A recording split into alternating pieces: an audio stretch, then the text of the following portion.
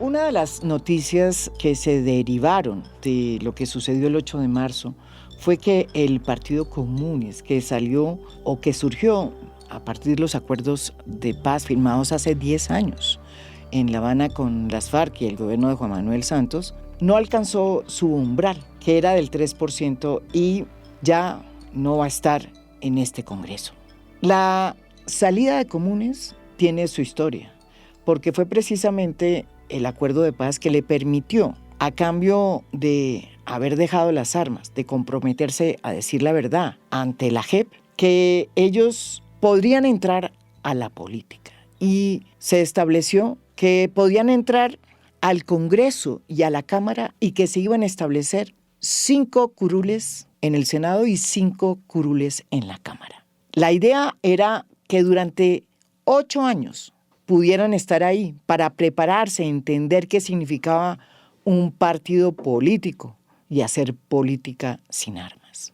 En las primeras elecciones en que se midieron, obtuvieron 52,000 votos. En las elecciones del 2022 bajaron a 26,000 y en esta oportunidad, el 8 de marzo, no alcanzaron el umbral que tenían que tener porque por primera vez estaban saliendo a pelear el voto, como todos los demás partidos políticos, y obtuvieron solo 8,000. Este experimento, yo creo que fue un experimento, a pesar de que hoy ya no está Comunes, un experimento muy importante y fue exitoso porque permitió la entrada a la vida civil y a la sociedad colombiana de unos firmantes de paz que hoy por hoy, a pesar de todos los problemas que han tenido y de todos los contratiempos que han tenido, siguen ahí, apostándole a construir una Colombia distinta. ¿Qué va a pasar con Comunes ahora que ya no está en el Congreso? ¿Qué le espera a este proyecto político? La salida de Comunes del Congreso, porque no obtuvo el umbral necesario, también se hace en un momento muy difícil, en donde la implementación del acuerdo en el gobierno de Gustavo Petro ha dejado muchos claros oscuros.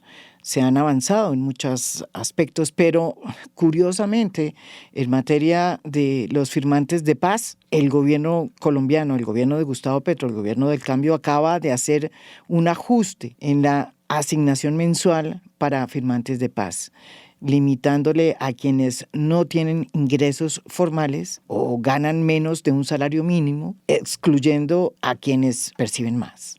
Sin embargo, hay un dato complicado que va a ser analizado aquí en este podcast. Cerca del 82% de los firmantes de paz no tienen empleo digno. Nuestro invitado de hoy precisamente es Pastor Alape. Él no fue parte del grupo de ex integrantes de las FARC, de ex jefes de las FARC, que fue congresista, que fueron al Congreso. Sin embargo, ha sido pieza clave en toda la arquitectura que se creó para implementar el acuerdo y sobre todo para reintegrar a los firmantes de paz. Él es el que nos va a acompañar aquí y nos va a contar cómo es que están los firmantes de paz, cómo puede afectar que ya este partido Comunes no esté en el Congreso y por qué realmente lo más importante del acuerdo no fueron esas curules, sino lo que están haciendo hoy los firmantes de paz, que todavía le apuestan y siguen creyendo en la vía pacífica y le dicen no a las armas. Gracias, María Jimena, por este espacio. Decimos de seguir haciendo pedagogía para la paz y construyendo cultura para la paz, que es parte de las obligaciones que firmamos con el acuerdo. Y efectivamente, aquí hay una realidad política en la que queremos sobre todo resaltar que si es cierto el Partido Comunes como una expresión que surge del tránsito de las extintas FARC a la vida política y democrática y a la institucionalidad, no ha alcanzado a sacar curules. Lo que sí se generó en el país es una profundización de la democracia. Y tal vez la satisfacción de los firmantes es que realmente lo firmado ha sido útil para el país. Y ese ya es un hecho político que hay que reconocer. Sí. Por primera vez, después de la firma de este acuerdo, la izquierda llega a gobernar el país. No había sido posible ni siquiera con constituyente, como tratan de mostrar, no, la constituyente no le dio la capacidad al país de transformarse en sus acciones o en sus manifestaciones políticas. Y aquí hay una manifestación política producto de este acuerdo de paz, les digo, la cosecha poderosa del acuerdo de paz es que se transformaron las costumbres políticas en este país y se pudo por primera vez pues avanzar en términos democráticos en cuanto a que fuerzas minoritarias pudieran aglutinar una votación importante como esta que se acaba de reafirmar el 8 de marzo.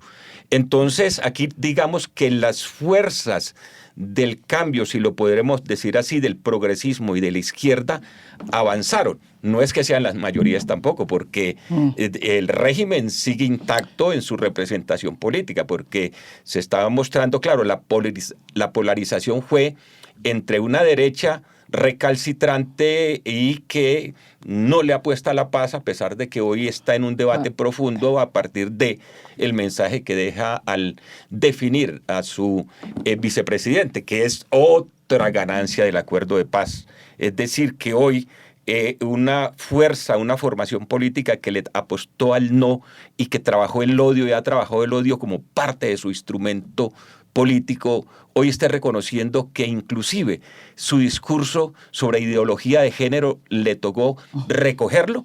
Eso es importante y es un avance para la democracia. Por el cual se perdió el no, sí. El plebiscito, pero que ese fue, digamos, como la bandera que ellos usaron. Pero una de las preguntas y de reflexiones que se hace uno es, bueno, desde el inicio yo me acuerdo que la primera elección, porque pues hay que explicar un poco, ¿no? La idea del acuerdo era que entraban en política y en la primera elección, me acuerdo, obtuvieron como 52,000 votos. 52,000 votos, ¿no es verdad? Y fue su primera, digamos, contacto con la política, digamos. Sí, dura y plena. Y plena, ¿no es verdad? Luego vino la segunda elección, que fue en el 2022. Sí, la elección de Petro. ¿Cuántos sacaron ahí? Ahí bajamos a 32,000. A 32,000. ¿Y ahora qué? Ahora, como fuerza, estamos en los... Es decir, como el conjunto de comunes, la representación de comunes, estamos en unos 12,000 votos. Claro, nos prestamos nuestra personería jurídica a Fuerza Ciudadana. Exacto. Y son 114,000 votos que se saca en el conjunto. Entonces, lo que es interesante es que ustedes en esta, digamos, en esta oportunidad van en coalición, estuvieron en coalición en estas elecciones con Fuerza Ciudadana que le fue, digamos, también, le fue muy también mal. De los partidos que no alcanzó su umbral. Pero es interesante. De todas formas, ustedes decidieron hacer una coalición esta vez. Y lo sorprendente es que no lo hicieron con el partido del presidente Gustavo Petro. ¿Por qué no pasó esa alianza? Cuando estaban haciendo la unión del pacto, ¿por qué no entró Comunes? A ver, aquí había una razón de fondo que fue debate en el partido, personería jurídica. El presidente plantea el partido como una especie de partido único, pacto histórico, con toda la experiencia que se ha ganado ahí. Eso implicaba prácticamente también perder la personería jurídica porque teníamos que sumarnos como pacto histórico. Entonces el debate Ustedes dijeron, vamos a dar la pelea por la personería jurídica. Listo. Entonces, de esa forma nos aliamos, hicimos una alianza con una fuerza que tampoco tenía personería jurídica, nosotros la teníamos, y dijimos, pues vamos a, en el ámbito de la izquierda, vamos a hacer esta experiencia y vamos a movilizarnos en este sentido. Entonces, esa fue la razón por la que no quedamos en pacto histórico, siendo pues diríamos, un aliado estratégico. Sí, porque son 4 votos que siempre se usaban, los 4 y los 5. Los 5, fueron 10 votos que siempre acompañaron las reformas, las iniciativas legislativas planteadas por el gobierno. Eso, y así irá a ser hasta el 19 de julio, bueno, hasta Sí, el hasta el final 20 de esta de julio, legislatura. 20 de sí, julio, 20 sí. de julio, es que es el final de esta legislatura. Entonces ahí estaremos, es decir, porque es parte de esas curules en implementar el acuerdo. Esa fue la razón que dijimos, necesitamos asegurarnos, Ya. no nos pase lo que ocurrió cuando el acuerdo de paz de la Uribe. ¿Qué fue lo que pasó Belisario. en eso en Bueno, 1900? estabas muy joven vos en esa época cubriendo, te recuerdo. Sí, sí. Y no, pues sencillamente que todo quedó para que el Congreso lo aprobara. Sí. Y pues el Congreso no aprobó las reformas sustanciales. Claro, avanzamos en ese momento en la elección popular de alcaldes. Eso fue en 1984. 84, ayer, el siglo pasado. Entonces, digamos, pasaron algunas reformas como Sí, la sí, elección sí. popular de alcaldes. Bueno, después vino la de gobernadores, que fueron parte de eso. Ese fue Pero el primer acuerdo que ustedes el primer firmaron acuerdo con Belisario Betancur, De ahí que salió la UP. ¿sí? surge la UP, que era la fuerza donde íbamos a llegar. Es decir, y que íbamos pues a ir dejando paulatinamente las armas a medida que el régimen se transformara y garantizara la participación política. Pero ahí vino digamos, el desfase nacional, porque a medida que nosotros estamos andando a la paz, el Estado estaba fortaleciendo los paramilitares y se dio toda esta realidad que el país conoce. Sí, y eso terminó en que no hubo paz con las FARC, pero sí lo hubo con el M-19. Sí, con el M-19 hubo en el gobierno de Gaviria, exactamente, llegando Gaviria, bombardea Casa Verde Sí. y ese día exactamente la constituyente y le dice al país, aquí la empresa nacional se acaba y necesitamos a esta fuerza política guerrillera que acompañe esto y poner una puesta en escena que la democracia avanza destruyendo la economía, que fue la llamada apertura económica o lo que llamamos el neoliberalismo que se implanta y efectivamente una constituyente importante en el momento, una movilización, pero que realmente no generó profundas transformaciones en el accionar político de Colombia. Una de las cosas que yo me acuerdo, Pastor, cuando se estaba negociando el acuerdo en Habana, es que ya al final ustedes fueron muy honestos con el gobierno de entonces y con los negociadores y les hablaron de lo que estaba pasando en Nariño, en esa franja, digamos, ahí cercana al Ecuador. Y yo me acuerdo, usted me dirá si estoy exagerando o estoy faltando a la verdad, que ustedes estaban muy preocupados porque si bien es cierto que se cumplieron en casi todos los lugares donde estuvieron primero los frentes, luego los bloques, digamos, ese peregrinaje para salir de los sitios donde estaban y llegar a los ETCRs, dejando las armas, eso no había sucedido tal como se había previsto en Nariño por la constitución del lugar, por los problemas que tenía y evidentemente estaban directamente relacionados con el tráfico de cocaína en esa frontera. Yo me acuerdo que eso quedó incluso escrito en una parte del acuerdo. 10 años después, eso sigue siendo un problema, y ya no en Nariño, sino en Ecuador. ¿Qué es lo que pasó ahí? Porque yo sí creo que es interesante mirar esa parte, ¿no? Ustedes sabían que iba a pasar algo ahí. A ver, la preocupación nuestra era el fortalecimiento de lo que denominan las economías ilegales. Es decir, porque ahí no solamente es el narcotráfico, también es la minería ilegal y contrabando y todo lo que tiene que ver con la explotación maderera. Bueno, ahí hay varios factores que se integran en la desestabilización de la gobernabilidad y la democracia. ¿Qué llamamos la atención? La necesidad de que se desarrollara un plan específico de presencia de Estado en ese territorio. En ese territorio, sí. Eso fue lo que no se pudo lograr porque la misma ubicación del ETCR ahí en Tumaco fue un debate que el gobierno decía que eso estaba muy cerca de Tumaco. Bueno, fue un debate que tuvimos y que lo que nos garantizaba un poco la seguridad ahí en el territorio era estar más cerca al centro poblado, es decir, la cabecera municipal, a Tumaco.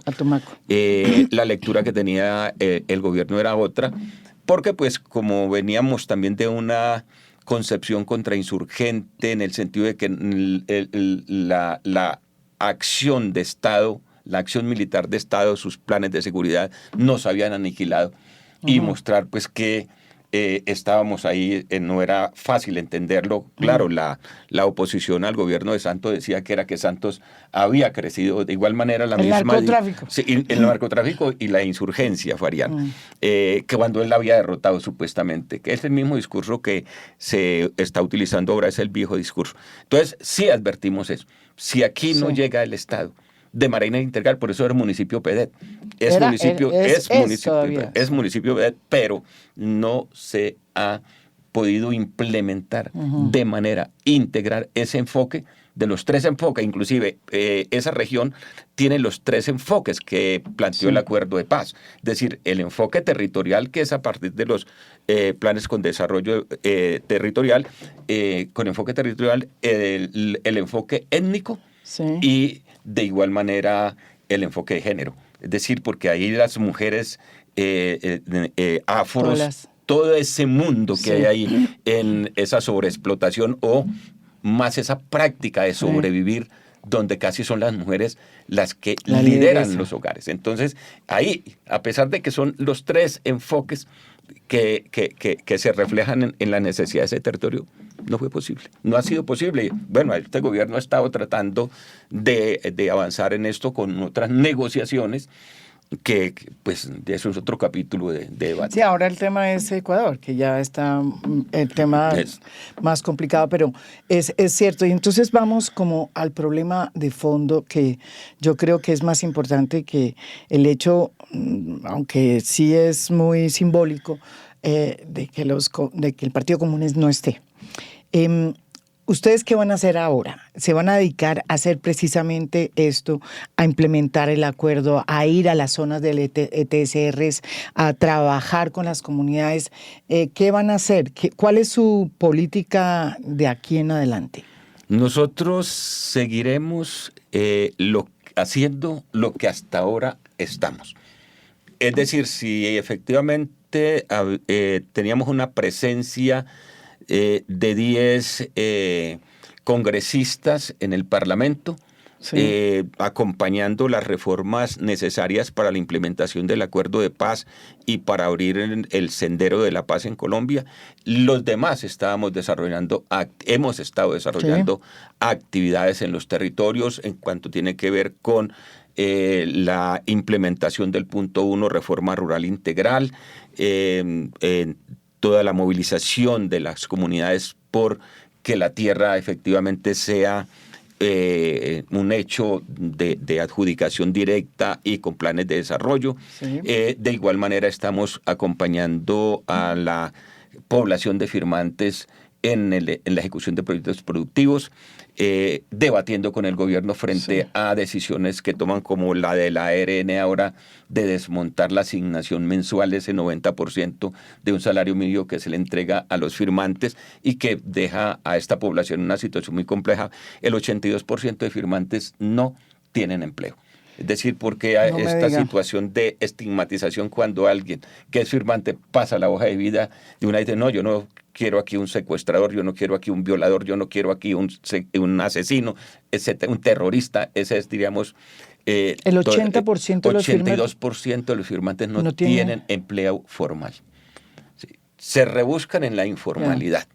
Pero empleo formal no tiene. ¿Y el mayor decisión número, de la ARN la decisión de la ARN es que el Ministerio de Hacienda no entregó recursos, queda con una situación fiscal compleja como la que tiene el gobierno, dado que el Congreso pues no aprobó tampoco el presupuesto, y en esas urgencias del gobierno decidieron restarle a la implementación del acuerdo en estos términos, que es el acompañamiento para la sostenibilidad económica y productiva de los firmantes. Ese es un debate que estamos planteándonos en el ¿Y eso qué significa? ¿Que lo que ellos recibían mensualmente? No lo van a recibir. ¿Y cuánto recibían mensualmente? Bueno, recibían el 90% de un salario mínimo. Ya. Sí, ese era lo que recibían. Entonces, ¿y ahora no lo van a recibir? Ahora no lo van a recibir quien tenga un empleo, porque se partía de que lo reciben quienes podían tener hasta 4, hasta 5 salarios mínimos que devengaran.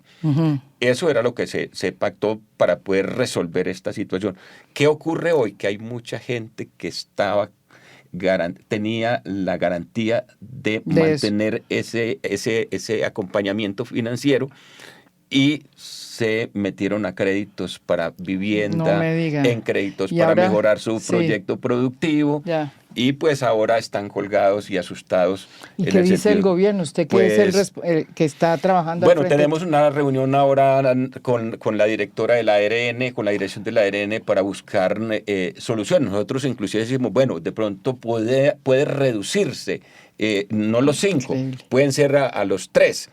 Es un tema que se gana con aquí, diríamos, lo llamativo es que esto lo ganamos con el gobierno de Duque. O sea, con el gobierno de Duque pactamos esos 5 salarios mínimos. El gobierno que iba a hacer trizas el acuerdo. Y este gobierno de La Paz, entonces toma esta decisión que pues ha generado una situación crítica en el colectivo de los firmantes.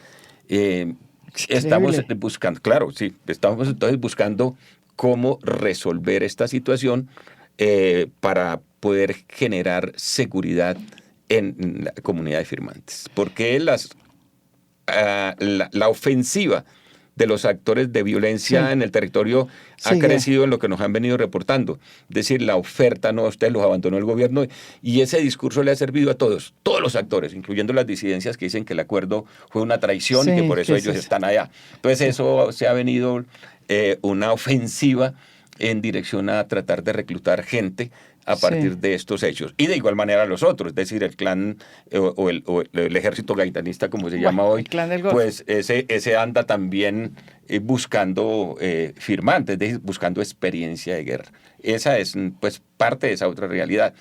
Además de la situación de familias y demás, bueno, ya no me llega la asignación. O sea, este mes debía llegar el 16 y no llegó. Entonces la gente, sus compromisos con créditos quedaron en ¿Y qué dice el alto comisionado de paz? Es que yo no entiendo esto. Bueno, el alto comisionado no le hemos escuchado, no sabemos qué dice. Sí, es que ni siquiera es clandestino. Es clandestino. Exactamente.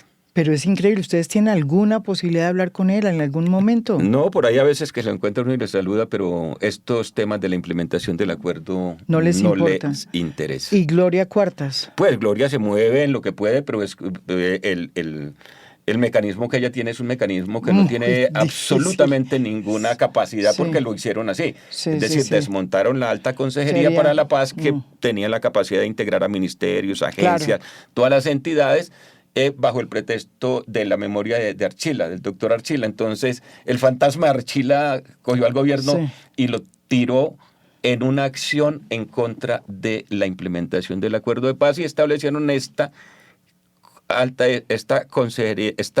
unidad de implementación con una mujer pues con una experiencia muy grande y un compromiso de paz, pero que le entregan un instrumento que no tiene absolutamente ninguna capacidad. Entonces Gloria pues hace lo que hace, respaldar al gobierno, moverse en una, diríamos, en una acción titánica, podríamos decirle que Pero es una paradoja, ¿no es verdad, Pastor? Porque es el gobierno, el primer gobierno de izquierda, el gobierno que llegó al poder diciendo que iba a implementar el acuerdo, que estuvo a favor del sí, que apoyó el proceso de paz y llega y lo que sucede es que 4 años después de ese gobierno ustedes tienen menos garantías. Bueno, no podríamos decir menos garantías. Se han afectado algunas situaciones, pero hay cosas que hay que reconocer con este gobierno. Se avanzó, por ejemplo, en la adjudicación de tierras para proyectos productivos. Nosotros con Santos salimos, en el periodo de Santos fueron 40 hectáreas de tierra que dejó el gobierno de Santos. Con el gobierno de Duque dejó 400 hectáreas de tierra.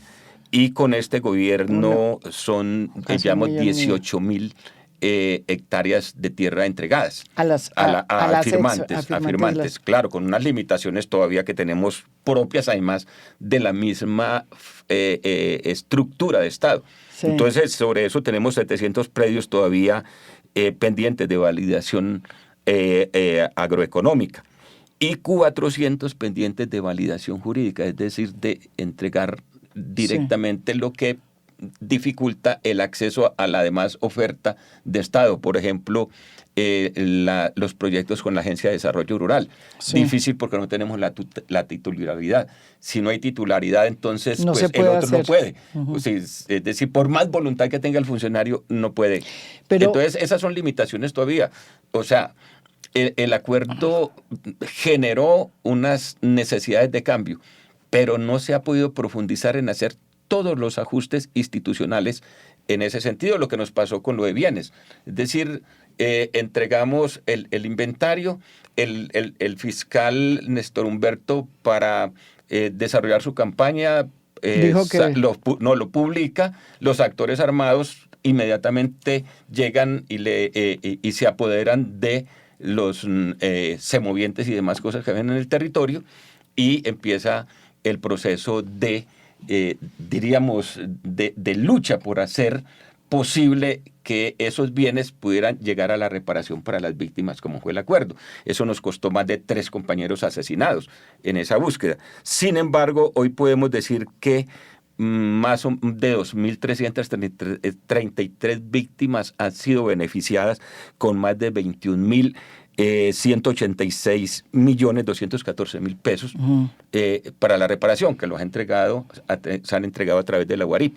Entonces, pues no es gran cosa, pero se ha podido desarrollar y todavía pues ahí estamos esclareciendo cuánto le queda al fondo fiduciario para esa reparación. Entonces, sí, es decir, ahí se nos dieron una serie de situaciones porque nosotros pensábamos, pues, el caso de los predios, todos estaban en lo que llamamos la retaguardia, y la retaguardia son zonas baldíos de la nación, zonas protegidas, o sea, todo lo que está en la informalidad. Selva. O sea, están en el marco de las 7 millones de hectáreas que dice el acuerdo que hay que formalizar.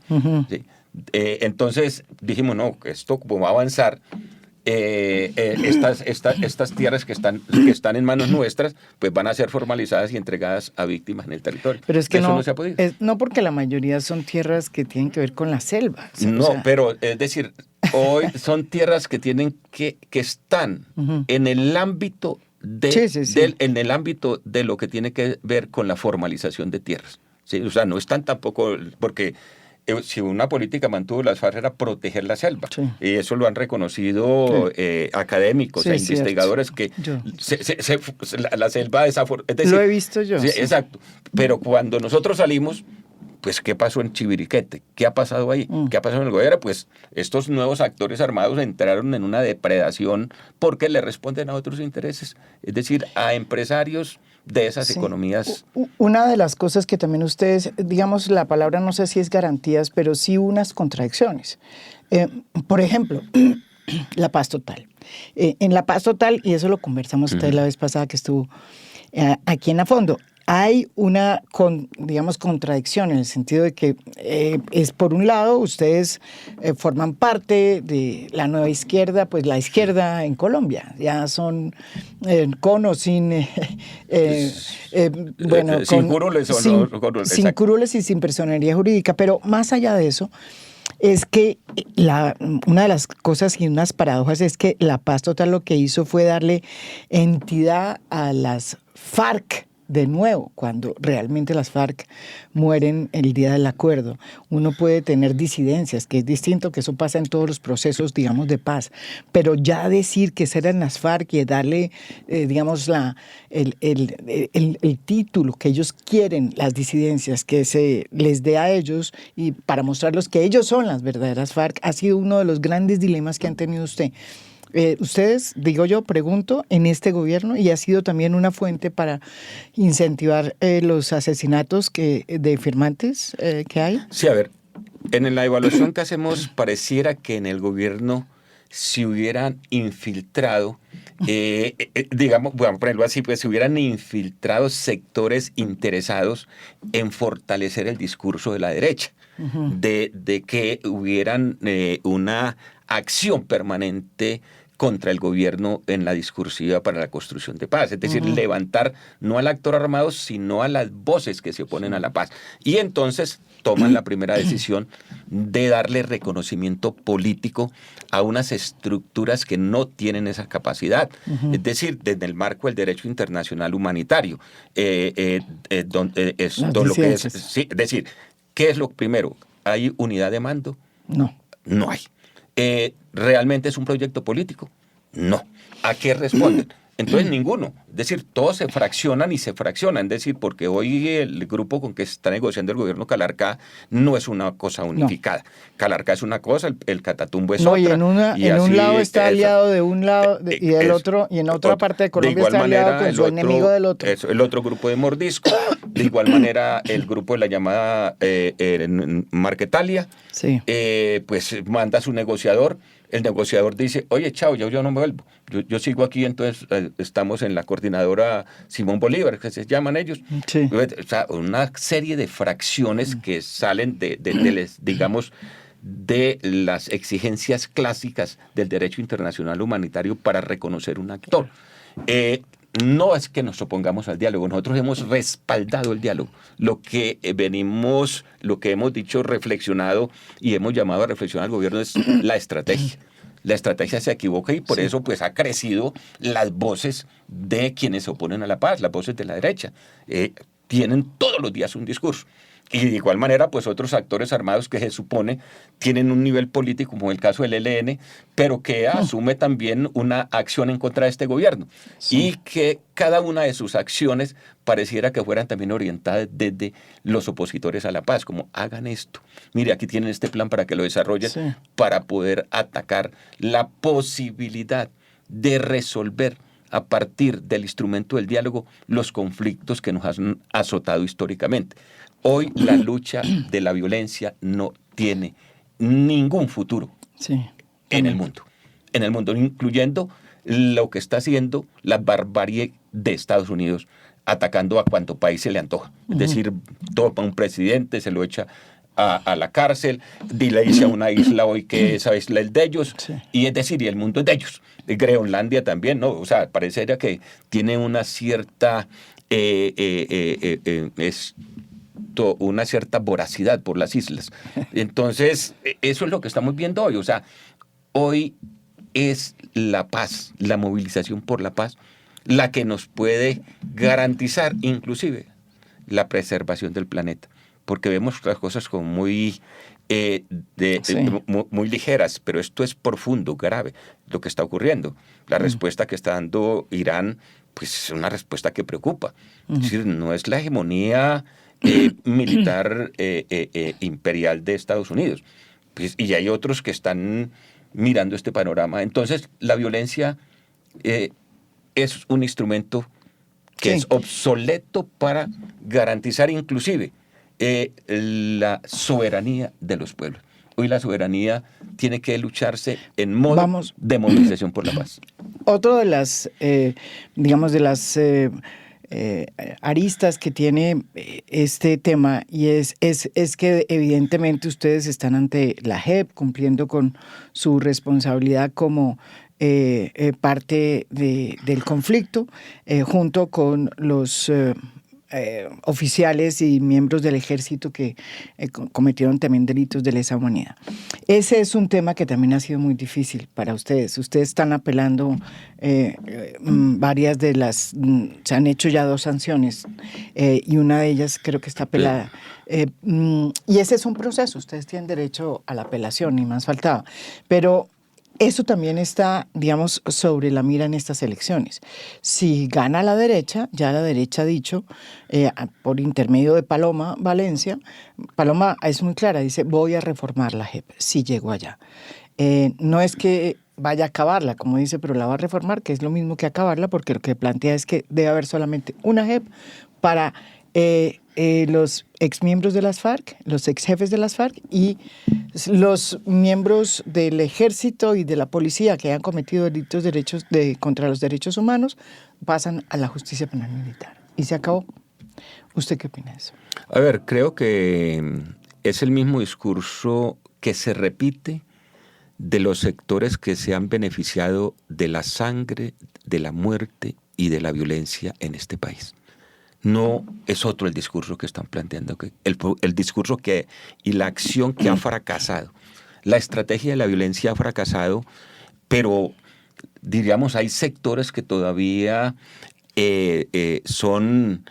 añoran esos momentos de sangre profunda en este país. Sí. Y eso no es ese discurso. Eso dijo Duque, que iba a ser trizas el acuerdo de paz. Hoy uno se pone a analizar el Congreso y no da para que haya una reforma como es la que se está planteando. Entonces me parece que le está hablando es a un público sediento de sangre y sediento de plata, porque la violencia les ha permitido crecer económicamente. Eso es lo que, digamos, lo que está en juego. Pero diríamos, el acuerdo en todo su conjunto, incluyendo el Tribunal de Paz, tiene un alcance internacional, ya que es un acuerdo especial en el marco del derecho internacional humanitario. Entonces, no solo se tiene que ver con el orden constitucional, en la que la Corte Constitucional también ha entregado muchas sentencias en cuanto a el rango constitucional que tiene siendo parte del bloque constitucional. Entonces, no vemos pues como que esto va a ser un riesgo. Un poco ahí también se ha venido abriendo el debate con el vicepresidente que nombró, en el que dice, pues aquí la paz hay que seguirla defendiendo. Y aquí hay que construir otro país. ¿Usted le sorprendió que Oviedo pusiera otra vez el tema del acuerdo de paz cuando empezó a hacer su acercamiento con Paloma? No, me sorprendió que el expresidente Uribe hoy haya recogido, digamos, haya tenido que incluir en su agenda política diríamos, una metodología de aceptar la diferencia en la política. Eso es lo que me sorprendió. No, pues Oviedo es un hombre que ha mantenido pues, su posición política, pero que se acepte a una figura con el pensamiento, digamos, libre de Oviedo. Pues eso es lo que sorprende, pero en el Centro Democrático, ¿no? Bueno, y de alguna manera también Oviedo está dando una lección, ¿no?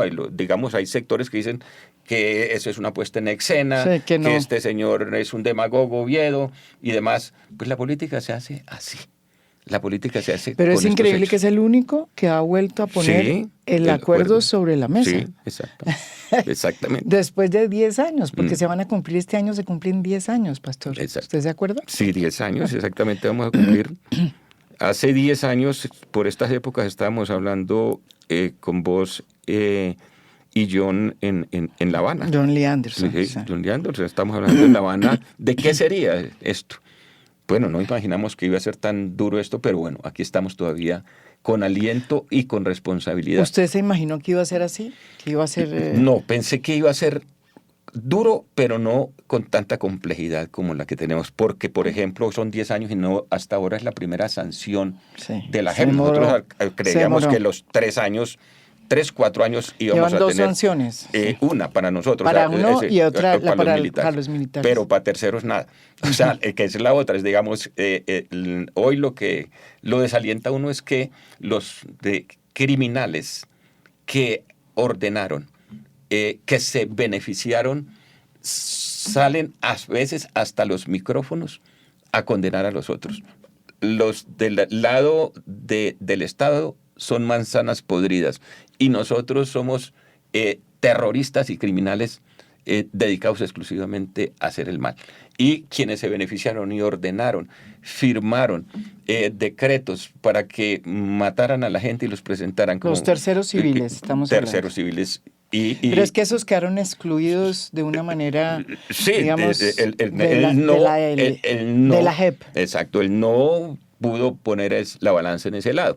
Y es un poco lo que vemos en el discurso de la candidata Paloma Valencia. Es decir, esta JEP hay que cerrarla porque no sigan hablando estos señores de quienes están comprometidos, es decir, que no lleguen a los terratenientes que asesinaron campesinos e indígenas para extender sus predios. Entonces, esa verdad no.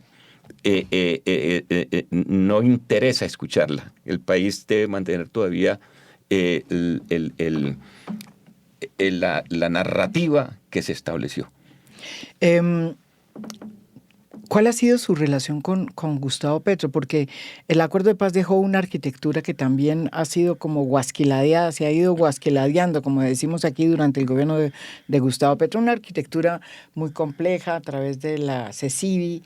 Usted presidía esto, que era una agencia... No, yo soy ahora parte de la CECIBI. Yo era del Consejo Nacional de Reincorporación. Sí, usted era del Consejo, eso. Pero es que todo eso se ha ido cambiando. ¿Y por qué no me explica un poco esa...? Porque lo que era interesante de esa arquitectura, y para que la gente nos entienda, es que había una especie de cara a cara, ¿sí? Entonces eran el Estado y las FARC, y ahí se entendían. El Estado en versión del ministro y del otro lado usted. ¿Cómo está eso? A ver, eso hay dos instancias que tienen que ver con la implementación del acuerdo en términos de reincorporación, es decir, de tránsito de la guerra a la paz, que es el Consejo Nacional de Reincorporación, está funcionando. Esa instancia, esa la constituyen 3 delegados nuestros y la ARN, la Agencia de Reincorporación y Normalización. Ese escenario sigue funcionando, desarrollando proyectos productivos, todo este debate pues, que tenemos ahorita con la asignación mensual. Y de igual manera, la Comisión de Seguimiento, Impulso y Verificación, que es la CECIBI, somos 3 delegados de firmantes de la alta parte contratante. Que es la que verifica, ¿no? Que es la que verifica, la que impulsa, la que promueve. Esa ha estado funcionando de manera regular, con, digamos, hay que reconocer aquí a funcionarios que le han tratado, que le han puesto el caso de la señora Gloria Cuartas. Ha estado muy ahí. En esa debiera presidirla el alto comisionado consejero, pero pues él no tiene interés en ese sentido. Increíble, eso sí es lo que ha, sí, o sea, ha sido realmente un vacío muy grande. El ministerio, eso la dirige el Ministerio del Interior. No ha sido posible con los ministros del Interior, excepto el periodito de Cristo, que puso ahí ritmo. Aquí Benedetti un poco. Benedetti estuvo ha estado en una sola actividad y se fue antes de que entráramos en los temas concretos. Manda un delegado. Es decir, el Ministerio del Interior se participa ahí a partir de un delegado que tiene para ello, un ministerio, un viceministro para eso. Entonces, ese es un escenario en que estamos ahí moviéndonos. Ahorita tenemos la urgencia de definir el mecanismo de monitoreo y verificación a partir de la decisión del Consejo de Seguridad de quitarle ese mandato a la misión de Naciones Unidas, que es el enfoque étnico y lo que tiene que ver con justicia. Sí. Quedó la misión con el mandato inicial, que era el reincorporación. Sí, que era reincorporación, punto 1, que es la reforma rural integral y los temas de seguridad.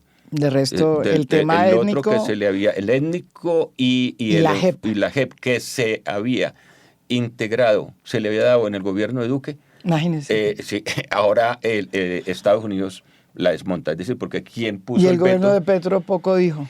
Sí, el gobierno de Petro, pues hemos entendido que, diríamos, en el centro de las determinaciones de gobierno no han entendido el acuerdo de paz. Solo cuando se requiere en la discursiva. Es una paradoja, sí. Pastor, es una paradoja que no esperamos, muchos no lo esperamos. Sí, entendemos nosotros que todo esto son procesos de acción y de lucha, ¿no? Hace parte de la democracia, pues cada liderazgo y cada proceso ven a partir de su lente cosas mucho más importantes y seguro en eso se le dedica. Nosotros tenemos el deber, la obligación de seguir promoviendo y defendiendo lo que firmamos. Bueno, yo le agradezco a Pastor que haya venido acá y haya planteado muy honestamente cuál es el futuro de Comunes, porque Comunes no se va. Ustedes siguen Seguimos aquí. en la pelea, siguen batallando y bueno, le agradezco esa sinceridad y esperemos que este país entienda lo importante que sigue siendo después de 10 años el acuerdo de paz. Y gracias, María Jimena. Realmente te digo con franqueza que estar aquí es como seguirte reconociendo hoy con mucho más fuerza, que pensé que no ibas a mantener esta acción permanente en la defensa del acuerdo. Y mira, claro, tenés causas muy profundas también de acompañar esto como víctima de este conflicto, que sabes que duele eso, cuál es el dolor. Y por eso cuando uno viene aquí y cuando te escucha, sentimos ese reconocimiento y del esfuerzo.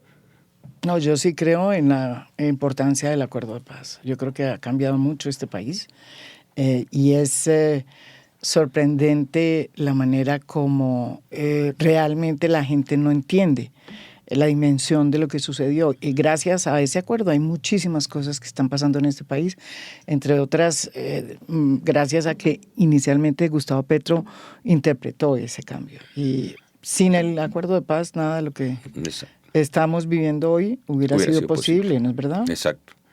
Son 10 años. 10 años, hasta cosas tan interesantes, hasta las nuevas relaciones y las nuevas amistades que se abrieron, me imagino te ha pasado, y las que se fueron perdiendo por esto. Sí, bueno, eso es cierto. Sí, eso era, el mundo se dividió en Colombia entre los que estaban a favor del acuerdo y los que estaban en contra. Pero me sorprende, ¿ustedes han vuelto a hablar con Juan Manuel Santos? Sí, mantenemos no una relación sostenida, pero sí en temas cruciales del debate, sí, hablamos con él. O sea, tienen más acceso a Juan Manuel Santos que a Gustavo Petro. Claro, sí, tenemos mayor comunicación con el expresidente Santos y con su equipo, no solamente con Santos, con Sergio Jaramillo, con el doctor... ¿Se hablan con Sergio? Sí, bastante. Claro, con Humberto de la Calle también hablamos, sí, con Frampear también hablamos, es decir, con muchos de los negociadores por parte del Estado mantenemos relación. Bueno, muchas gracias por haber venido aquí. Gracias.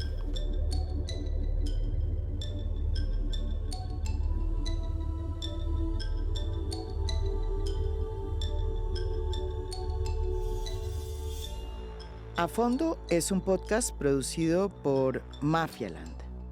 Producción general, Beatriz Acevedo. Producción de audio, Santiago Acosta López. Música original del maestro Óscar Acevedo. Nos pueden escuchar también en mi canal de YouTube. Gracias por escuchar. Soy María Jimena Duzán.